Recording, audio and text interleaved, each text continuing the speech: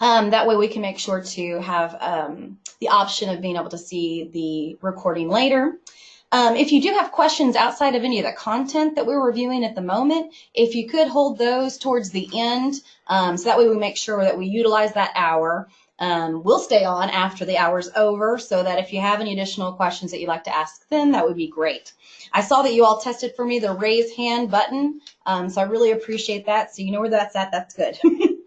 Our 1 hour session today will introduce our participants to cultural humility, intentional inclusion, and productive engagement with difference, such as things like generational diversity. And this will be via our subject matter expert, Shani Barracks-Moore. She's from the Office of Diversity and Inclusion. This session's in line with our talent management monthly learning topic for the month of August, which you might have seen is Generations at Work. So each topic we highlight within my team a variety of training opportunities that focus on lots of key training topics. Each monthly topic will span a wide variety of delivery mechanisms, from on-site, facilitator-led, webinars like this, articles, podcast, books, you name it, even e-learning through lynda.com. So I want to just thank you all for joining us today. Let's go ahead and get started. I have the wonderful honor of introducing my great friend Shani to you today. She's the Strategic Diversity and Inclusion Practitioner here. She's had over 20 years of experience in training and development, strategic planning, and change leadership, and inclusive programming and recruitment initiatives. She served as an administrator in faculty roles, academic advisor roles through K-12 and in higher education. She currently serves as UNT's Director of Diversity and Inclusion, where she delivers learning and development programs, works closely with the Multicultural Center and Pride Alliance, and leads community engagement and programming through events such as UNT's Equity and Diversity Conference, which I all hope you get a chance to go to. So as I give Shani the floor, I want to just give you one last reminder. Please complete the evaluation that we have for the class at the end. Once we end the training, it should automatically populate on your screen and you can complete it. I'm going to switch chairs with her, literally, and I'm going to have a seat over here. So if you have any questions, you can chat to me. You just change the drop down to say to send it to Amanda Fisher directly if you want to do something you just want me to see. Otherwise, the default is the chat will go to the entire audience, which is good news because she's going to ask you some questions where we want to have interactive chat for the whole group. So let me know if you need anything. I'm going to, without further ado, send you over to Shani. All right, good morning, everyone. So we know your chat function is working, so that's good. So as Amanda mentioned, I'm trying to get this to move. Okay, we're going to talk about cultural humility and inclusion. And I'm going to take 1 minute to turn your screen over here. Okay. 1 second. I know it's a beautiful view for everybody. Collaborate. All right. Awesome. Okay, so we should see the screen now. All right, great. So this topic of cultural humility and inclusion, even though it's related to, as Amanda said, Generations at Work this month, both topics, cultural humility and inclusion, really have a broad application to anywhere in the workplace. So you'll find as we start talking that you'll see its relevance. So today what we're going to do is get the screen to move. Okay, so today we're really just going to talk about looking at differences differently so that we can realize the benefits of diverse working and learning environments and think about how these differences affect how we interact with folks. So one of the first things I'd like to do is get you to use your chat function and just share with us your name, your role and department that you're in. And I think it's also helpful for us to see how long you've been at UNT, because that has a lot to do with, kind of how we may have been engaging in difference as UNT has grown over time. So all of y'all can jump in. Tell us who you are. All right. Is everyone able to find the chat function? The chat function. This really is our opportunity to make sure that you all can use the great. Here we go. Okay, great. We've got folks there. Great. Hi. Okay, great. So this will be helpful for us because we'll be able to see the multiple perspectives in the room because this will be an interactive session. Great. I'm seeing people that I know. Hi. Okay. So please still do those introductions. Wonderful. We've got lots of diversity of time here at UNT.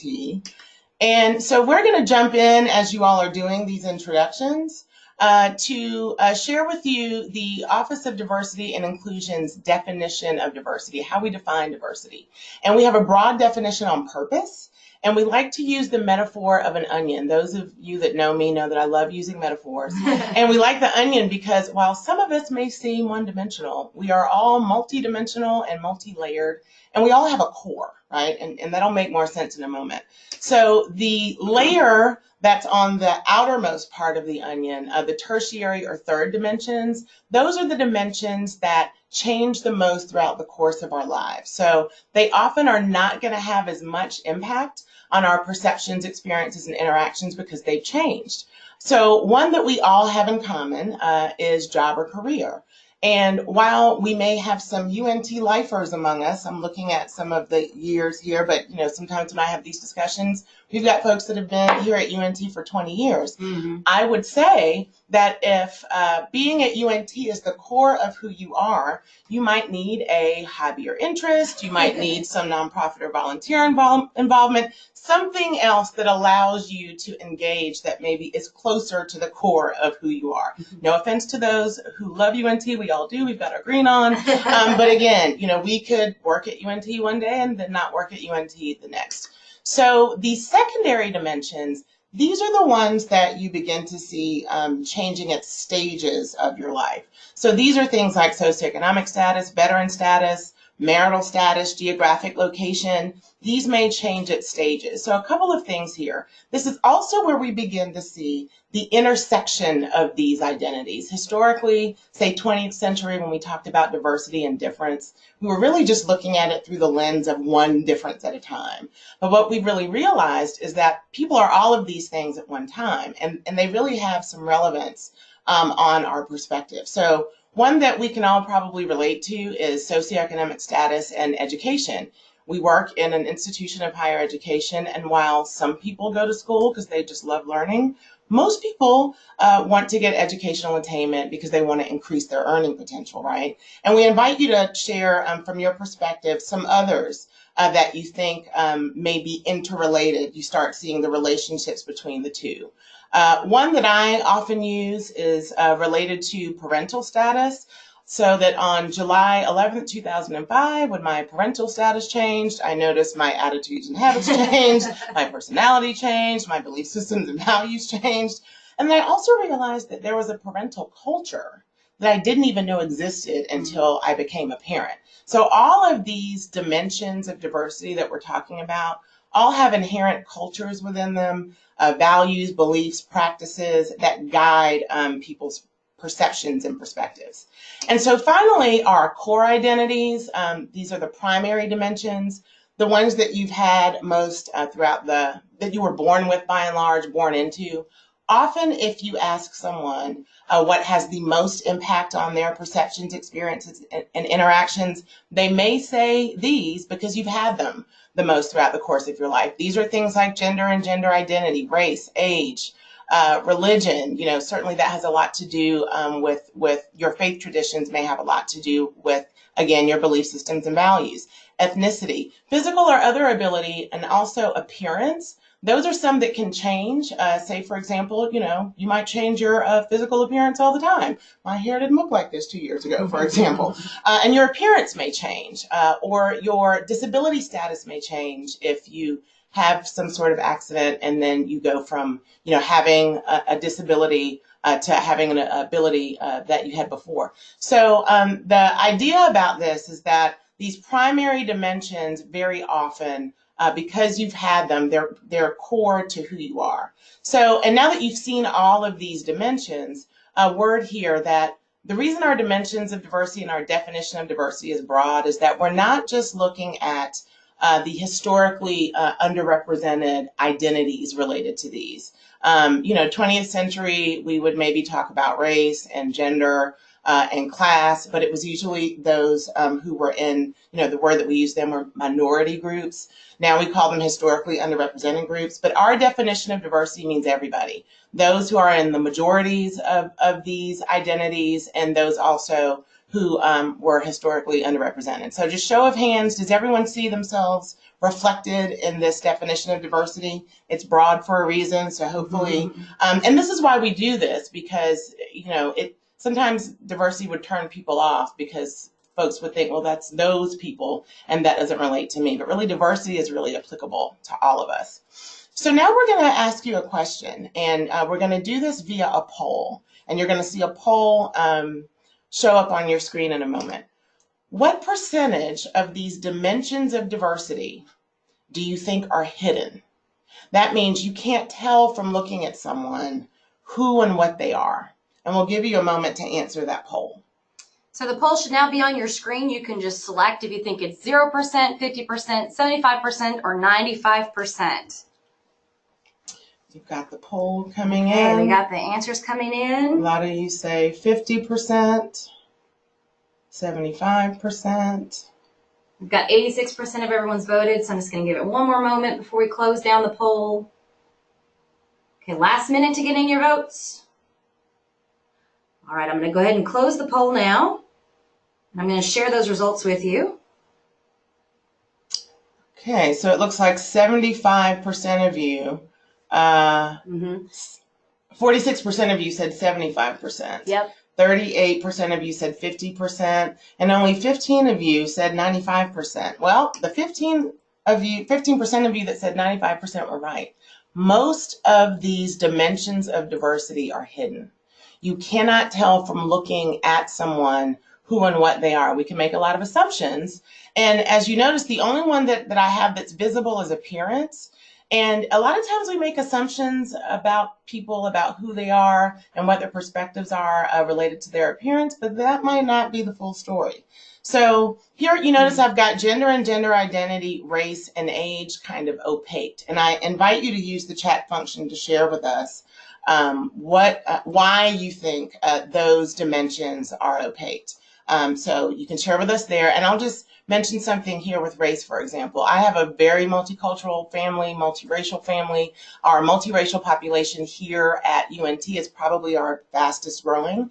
And sometimes when I'm with my nieces, one of whom is blonde hair and blue eyed, I'll never forget it, when we were in the store and someone said, "Oh, is that your foster child?" No.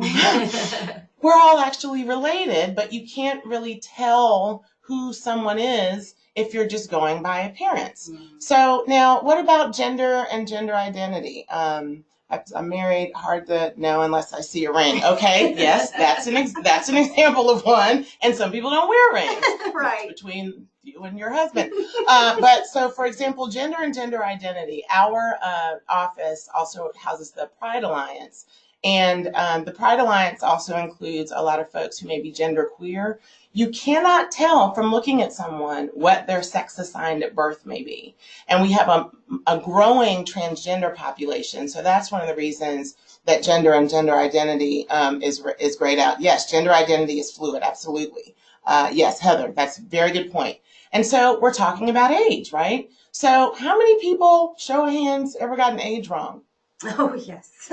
I have learned not to ask or assume people's ages because you cannot tell from looking at someone how good their moisturizer is, for example. So therefore, you can't tell your age. Try to use the process of elimination to determine what you'd see versus not. Yeah. So if there's nothing else that you take from this conversation, that intentional inclusion is awareness of these hidden identities or hidden dots, right?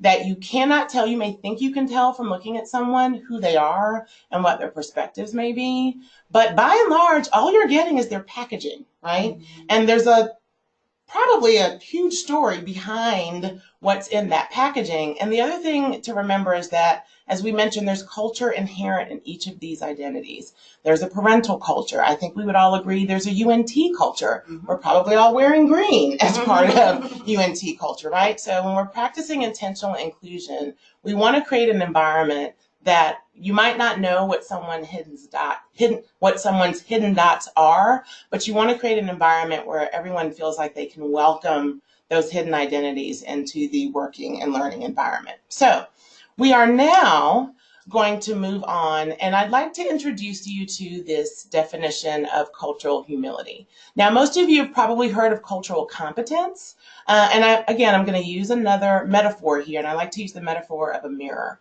So cultural competence is turning a mirror outward so that you are learning about norms, practices, generalizations of a group of people. Again, some of those hidden dots that we talked about, right? But the reality is that even if you learn some of those norms and practices, most of us are not always going to fit on that list because, as we talked about, the intersection of those identities may kind of have someone have a broader perspective than what those norms are. So cultural humility kind of turns the mirror inward, and it's really more about yourself and how your differences affect your perspective. So the first thing here is that it allows culturally competent individuals, so it presumes that you know some of those differences, to identify the presence and importance of difference. And I want to say something here that I think historically we'd say things like, oh, well, I don't see color, or I don't see you as a Black woman. Well, yes, you do. And you should, because my identity as a Black woman has a lot to do with my lived experiences and my perspectives and interactions. So the first thing is to identify and acknowledge the presence and importance of differences and how that perspective, your differences, and how those differences affect your orientation, your perspective, and that of each person you interact with is going to be different. And so you have to think about that to explore compromises that will be acceptable to your perspectives and the perspectives of those that you're interacting with, whether it's by age, whether it's by ability, whether it's by national origin, all of those, to be able to realize a diverse environment. So what makes cultural humility really different is that it's a lifelong process. There's no endpoint of self-reflection and self-critique. Because you're always going to be interacting with people, and you may be making assumptions about who they are. And so, for example, we're talking about age. Mm-hmm. So you might say, why did I make an assumption that someone with a particular generational identity had this perspective? Anyone ever done that? Yeah. Because we often hear when we have this conversation live that age is one of those things that people often make some assumptions about, or their generalizations about. So it's seeing differences without judgment. And remember I said in the beginning, it's really just seeing differences as different. So it's seeing differences and acknowledging the relevance of differences without judgment, acknowledging that we might have some biases and assumptions that may affect the way we see differences, and constantly doing that self-assessment to determine why we may be interpreting differences as we do. So hopefully that kind of makes sense to people, and we're going to engage with that in a little bit. So what I also want to introduce you to is this notion of this awareness continuum that is related to how aware we are and how relevant we see differences. And so one of the first places on the continuum is ignorance and oblivion. And I like asking people often what they think the difference is between ignorance and oblivion, and I invite you to use the chat function to share some of your perspectives related to that. I'll tell you, some people often get them flipped. So while you're sharing your perspectives on the difference between ignorance and oblivion is you don't know what you don't know, and that you're even supposed to know that difference exists. I will say that a lot of times misunderstandings come more from oblivion. Whereas ignorance is you're operating on limited information, but you are functioning as if that limited information is all there is to know. So sometimes when people make ignorant comments, it's because they are not practicing the awareness of knowing that there's more information they need to know. Then there's willful oblivion. And willful oblivion is different in that you're denying that the differences are relevant. You're saying, well, we're all just the same. Differences don't matter. We should all just kind of conform, and you minimize the relevance of people's perspectives. So the first place on the continuum is awareness, and that's really what we're doing here. Awareness that differences are relevant, awareness that you need to engage with those differences to really bring to bear the benefits of having a diverse environment. Then you'll notice the next place on the continuum is tolerance. And we hear people use the word tolerance all the time. So I also invite you to use your chat function to share what your definition of tolerance is, or even a show of hands if you've ever felt yourself be tolerated. I don't know too many people that like being tolerated. Tolerance really is, I'm aware that you have a difference, temporary acceptance, yes.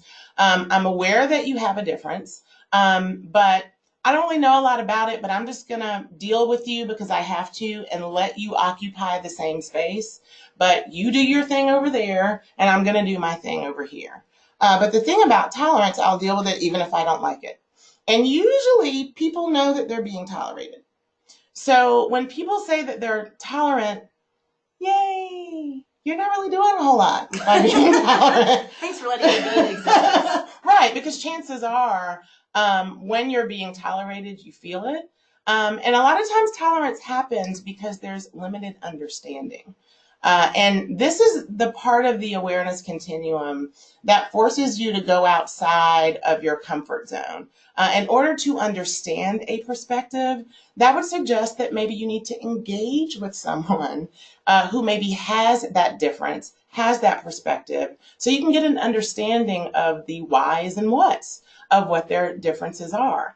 And what I'll say is that I think a lot of times moving from tolerance to understanding, it's that, oh, so that's why this group of people may have this cultural practice. Or that's why maybe I had a misunderstanding between a colleague before because I didn't understand that was the perspective that they were coming from. Someone said something interesting. Tolerance always bothers me. You tolerate a bad cold or a fussy toddler. Mm-hmm. That's a very good point. And those of us that have had colds and toddlers know that that's all you can do is tolerate. But I want to say something here about UNT because, we're an institution of higher education. We want to create a good learning and working environment where we're practicing intentional inclusion. If our students, for example, know that they're being tolerated, we're probably not going to retain them. And they're probably not going to be successful. That goes for employees too. A lot of times employees will leave an environment or working environment because they realize that they're being tolerated. No one really took the time to understand them. Mm-hmm. So once you create those spaces and experiences where you can engage in some sort of conversation to understand, then you can get to acceptance and appreciation. Acceptance is I accept that you have those differing perspectives, and I can appreciate what they can bring to a diverse working and learning environment. That doesn't mean I agree with them. And I think that's, some people will say, well, I may accept it, but I don't necessarily agree with it. And the reality is that what we're trying to do is create one of those great places to work, right? That's kind of why we did the Gallup survey, because we want to be a great place to work. So the only place you're going to get to on this continuum without having to do anything is tolerance. You have to really want to get to that place of understanding to get to acceptance and appreciation so that we can realize the benefits of a diverse learning and working environment. So hopefully that makes sense to folks. So now what we're going to do is give you, this is where you're gonna, we're gonna do our activity, and you're gonna need the worksheet that Amanda just mentioned to you that has the dimensions of diversity on it with the onion. And notice that we've got populated first under the dimensions age, and we're gonna tell you what we're gonna do with that in a moment. So the first thing we're gonna ask you to do is think about the 3 dimensions of diversity, those layers that we talked about, that have the most impact on your perspectives, experiences, and interactions. So remember, we talked about the layers. For this exercise, we want you to indicate age as one of your dimensions because this is part of the generations at work. But think about your other 3 that have the most impact on your perspectives, experiences, and interactions. Then for each of these, you're going to think about how they may inform or impact your perspectives when engaging with others, particularly in an academic or work setting. And I think that's relevant because the 3 that you identify out of work may be different than the 3 that you identify within work. And then you're also going to think about for each of those 3 how they may limit your perspectives, particularly when interacting with those who are different. So Amanda and I are going to give you some examples. So for me, as I mentioned, I want you to see that I'm a Black woman because it's relevant to my perspectives. One of the things that I've done from the time that I was little is anytime I'm in an environment, I scan the room to see if there's anybody who looks like me. Because I'm making the assumption that because you have my packaging as Black identifying or African American, that we're going to have more in common. But the reality is, just because you have my packaging doesn't mean that we're going to think the same, right? So the way that limits is that I may have more in common with Amanda, who, I don't know if you saw, but we look a little different, than I do with someone who may have similar characteristics. And so Amanda is going to give her example related to age. You might not be able to see her, but hopefully you can hear her. That's okay. You can hear me, I'm sure, right? Well, I thought about this because, I know part of the idea behind today's class was to also think about those differences in age, or what generation you feel like you're a part of, and the influences we talk about generations at work. So I went back and reflected a lot about age for myself and thought about how it affected my perspectives. And one thing I remembered as I started thinking about it was especially my experiences at the institution I worked prior. So I came from another higher ed institution, but there it was a small community college, and we were in a rural area, and pretty much, I would say most everybody, if not everybody that worked there, was older than me. There was very few people that were coming right out of school to take positions here. A lot of people lived in that city their whole lives, and so it was very hard for me to be here, to be an HR person, to try to help, make my place a name as an HR professional in an institution where I felt like there was no one like me.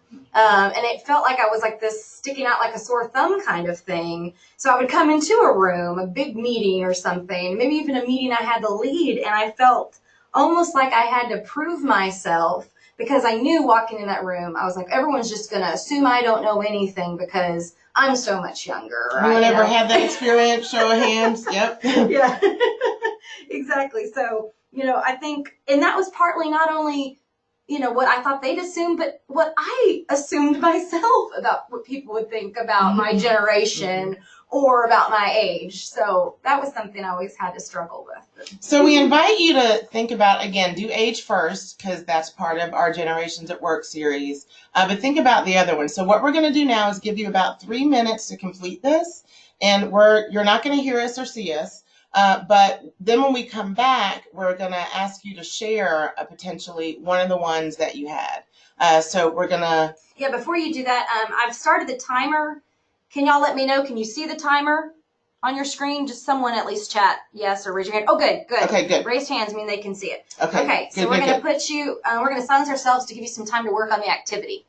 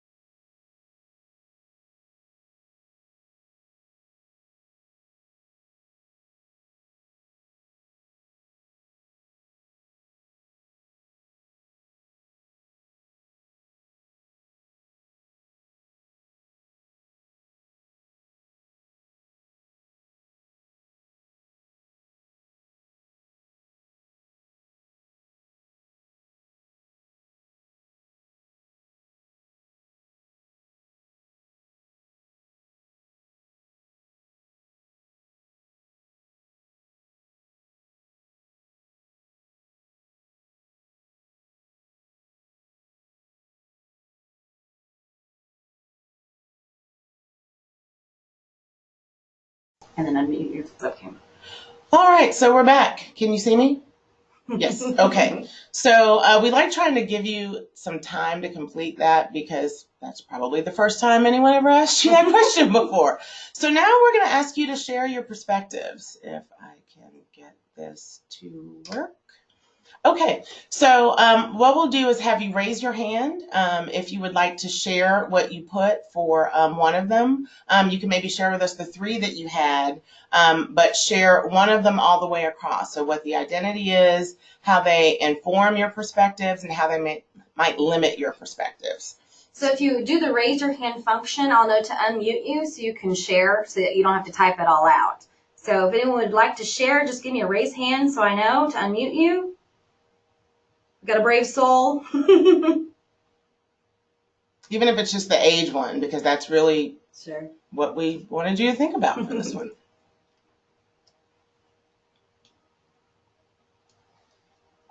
Oh, did I see a raised hand?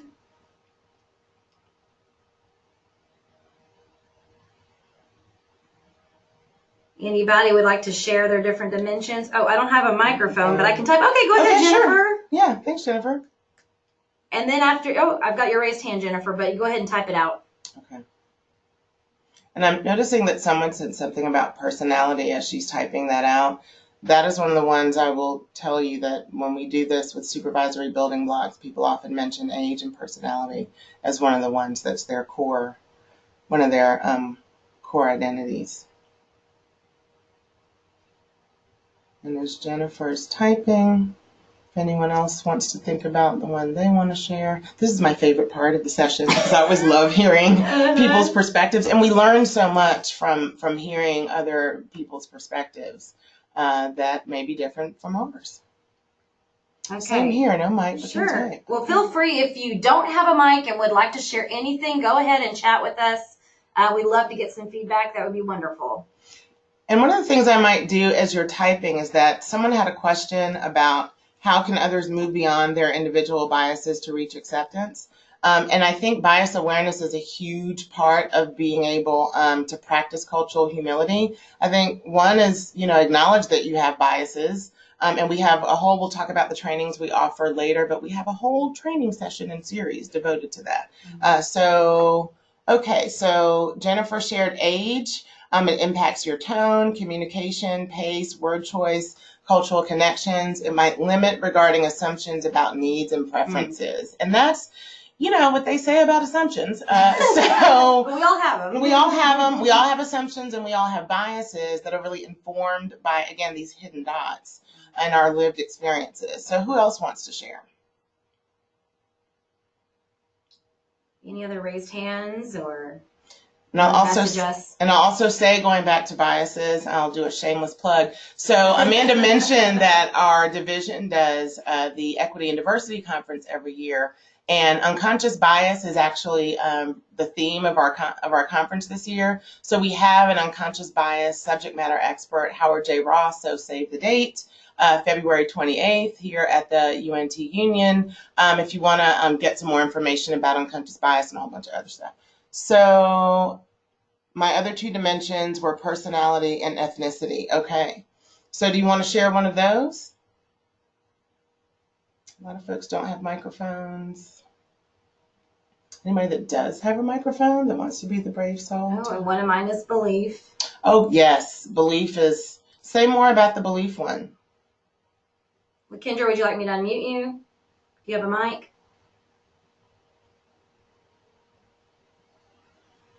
All right. Oh, great. Lakendra, we're testing that. Can you hear us or speak to us? Nope, maybe you're not. Unmiked, Kendra. Okay. Nope, it's not working. Okay. Mic's not working. Not working. Okay. No worries. So we know for future reference, we'll ask people to test their mics in advance. So I can type it out. Okay. And I think some of the ones that you all are mentioning are ones that you don't really realize the impact that they have until you think about it. And when we do this, Okay, Lakendra said, I use faith as a filter for everything you encounter. Yeah. Yeah, so when we do this in a seated setting, we actually pair people up and people share their three and how it informs and limits. And then people will often even say, I picked these three because you asked about which top three affect me in a work setting. But I would have three others outside of work. For those of us that are parents, being a parent might be one of the main ones that you choose, but that's may not necessarily be as relevant in a work environment. So Shantae said, appearance, I'm plus size, so I think about the spaces I take up. I'm conscious about that, or making someone physically uncomfortable. It may limit me in that I don't participate in certain things due to insecurities about not fitting in.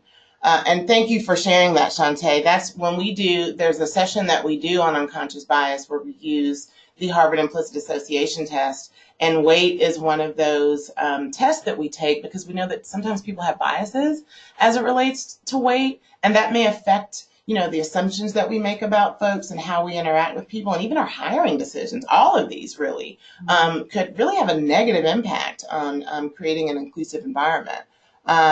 So Lakendra said, oftentimes I may not realize how judgments happen using faith. Tekoa,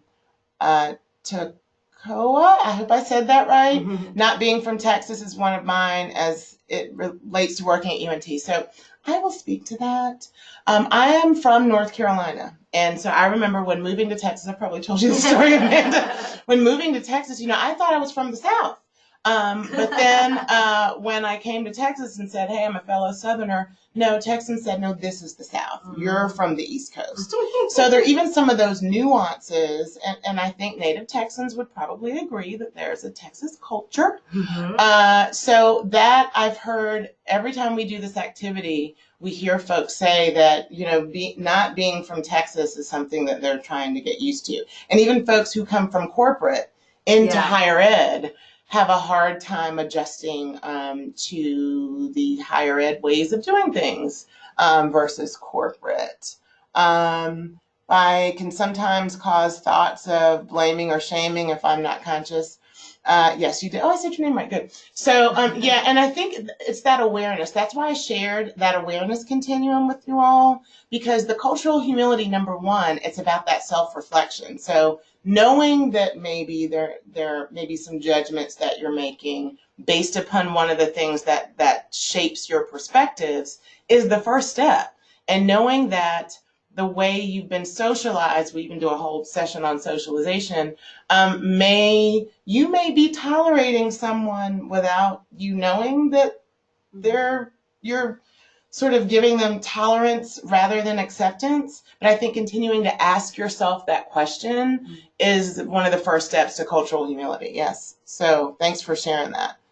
Anyone else? Or anyone whose mic is working? Yeah. And again, one more, try. If anyone does want to raise their hand, and we can try to unmic them or unmute them. You want to tell us your story?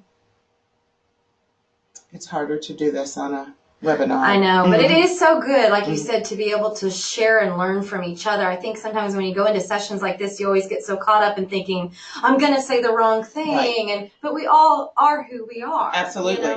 And add to that, your chats won't show up in the recording. So FYI. If anyone is worried about... now anything we say will be, but your text won't be. Yeah. Yeah. And I think that's the main thing to think about as we're having these discussions, is that some of these may be personal to you, but even if you don't want to share what you put, realizing that each of us are that onion and that those layers may really be affecting our interactions in ways that we've not really thought about. And when we do this activity in supervisory building blocks, we even ask people to think about how might your perspectives, when they're different from those that you may supervise or work with, how might there be some differences in the way you're communicating vision, for example, or in the way you're motivating people? Because what motivates me as a parent, for example, and having a flexible work environment or work schedule may not be what motivates someone who isn't. So I think these are the things that we want you to think about as it relates to cultural humility and inclusion, is that even if you don't want to share your dots, okay, Heather has shared political and social cause is very important to me, but have to filter my academic self. Yes. That is one. At my previous institution, we did a climate survey. Shameless plug. UNT we will do our first ever climate survey for inclusion, first ever for the institution this fall, October 29th to November 16th. If you're UNT Denton, it will come directly to your UNT email, and we're going to use that to help shape our strategy for diversity, equity, and inclusion for years to come. There'll be a strategic plan for diversity and inclusion. But at my previous institution, political affiliation was one of the identities that people felt most marginalized about, because they felt like that was such a huge part of who they are, but they had to kind of leave that at home. And sometimes people feel that about faith, and belief, that you might have to leave that at home because you don't know how folks are going to receive that. There's even a session that we do with microaggressions, and some people feel like if you don't have a faith tradition and someone asks, well, what church do you go to? Well, what if you don't? So then in asking some of those questions and making some of those assumptions, that might be practicing passive inclusion for some people. So it's all in the language and the awareness of my perspective may be different than someone else's. Does showing your authentic self bring about change, or at least move towards acceptance? It depends. That's a really good question.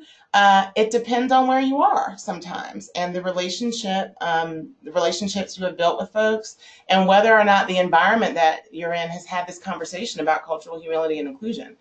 So that's a really good question, but that's one of the things that we talk about in our training series, is how can you as an individual really be a change agent to use your sphere of influence to make it an environment where any and everyone can be their authentic self, and they don't feel like they have to compartmentalize who they are to be able to engage. We shouldn't have to, but I think we have to front load with these conversations to realize why we should. And a word here, I'm not sure if you all are aware that UNT is an emerging minority serving and Hispanic serving institution. We're within a few percentage points. So that means that for minority serving institutions, we're almost at 50% of our students being students of color. And for a Hispanic serving institution, we're almost at 25% of our students identifying as Hispanic or Latino. So this is actually not optional for us in practicing cultural humility and creating inclusive learning and working environments where our students can fully engage. Because if our students can't share their authentic self, they might find some place where they can. Or they might think the college just isn't for them. So that's a really good question. And I think that we need to think about how are we contributing to creating spaces where we can all be our authentic self and not constantly have to compartmentalize in the workplace and in the learning environment.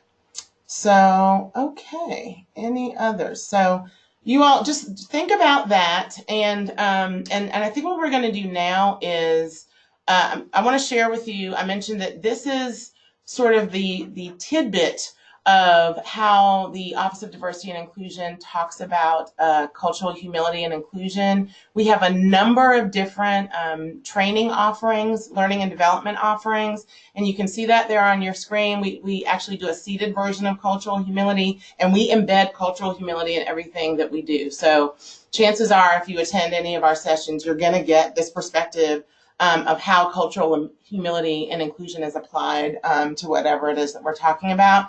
There was a question about bias. We do entire sessions on bias awareness and perceptions, how those biases were formed, how we're socialized to have those biases, how other people's biases may author our identities and affect how we engage in the learning and working environment. Our microaggression session is probably our most requested session because one of the things that we all do is communicate. And sometimes because of oblivion, we communicate in a way not knowing that we have these hidden dots, these hidden identities. And, one example that I often give is that, some people use the word retarded. I have an aunt who is autistic. which you would not know that from looking at me. So you may have just created a passively exclusive environment by using language that could be interpreted as microaggressions to folks. So we do a lot of sessions on that. Ally training, that's something that's done by our Pride Alliance. We do a lot of stuff with inclusive organizational culture. And you'll notice here we've got this inclusion, equity, and community building series. Today is actually the deadline to register.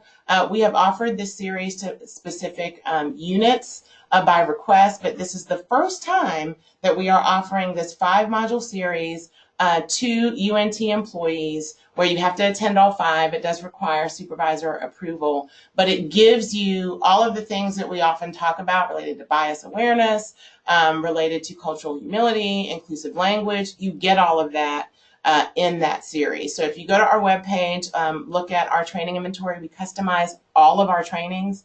So you will complete that and kind of see what topic you want. Then we'll do a training consultation with you and develop a customized training plan for your unit, particularly here at UNT Denton.